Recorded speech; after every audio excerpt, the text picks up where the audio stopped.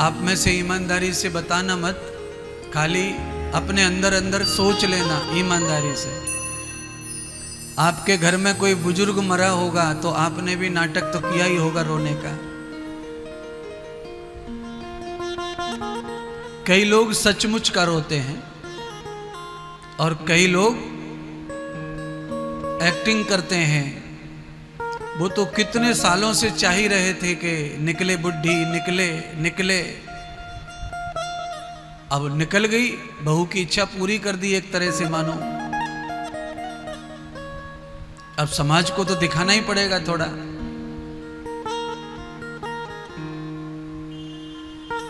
जिंदे पे उसने कभी जी नहीं लगाया था नाम के आगे, और रोते रोते माँ जी, माता जी, अब घर खाने को दौड़ेगा, तुम्हारे घर सूना हो गया माता जी घर। कहे तो सब सही रही है कि घर खाने को दौड़ेगा, क्योंकि जिनको माता जी चाहिए नहीं थी वो बता रहे हैं ये बात, और जिनको माता जी चाहिए थी वो ये नहीं कहते रोते रोते।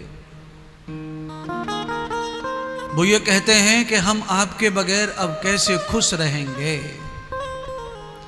आप थे तो घर में रौनक थी, खुशी थी, आप में ही सब कुछ दिखता था। वो ऐसा रोते हैं। और जिनको पसंद नहीं थी दादी, वो कहते हैं कि खाने को दौड़ेगा घर, क्योंकि जिनकी जीवित पर पटती नहीं है, मरने के बाद उनको खूब डर लगता है अकेले में घर में। फिर उनको यही लगता है कि खिड़की खुली रह गई तो दादी घुस आवेगी। अच्छा देखिए, कुछ लोग पढ़े लिखे मूर्ख होते हैं, अपने हाथों से भस्म बना के आए हैं, इतनी लकड़ी इतने कंडे डाले, तो दादी खिड़की से आ कैसे जाएगी। पर बाद आंसू बहाने से क्या फायदा।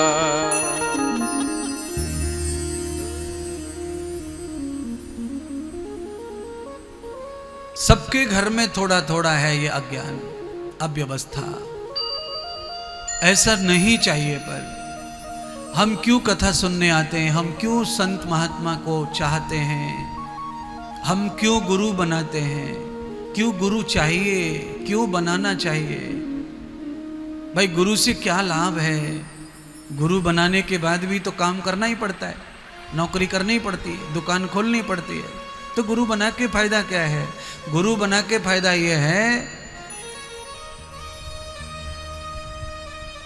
कि आपको पश्चाताप नहीं करना पड़ेगा, पछताना नहीं पड़ेगा, आपका कोई काम शेष नहीं रह जाएगा कल्याण के लिए। गुरु समय समय पर आपको टोकता है, आपको टहनता है, सचेत करता है, सावधान करता है।